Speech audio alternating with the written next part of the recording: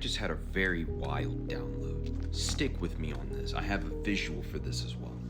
So I've been getting into talking to ChatGPT with the tool that I gave you guys a couple videos ago, which is putting all of your charts into ChatGPT and then asking it whatever you want. Well, I started getting really curious about past lives because in my personal experience as a spiritual teacher, it has been very, very intense in many ways that would take a lot of time to describe.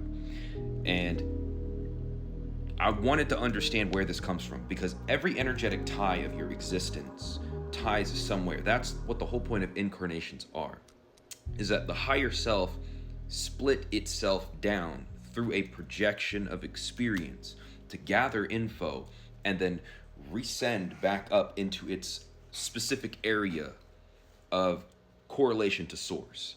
Because like all energy basically is tied up into, as you could say, the collective field.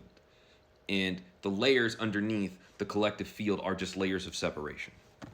The wider the scope of separation, the wider you get into where energy gets dispersed and you get identities and you get all these other things, right?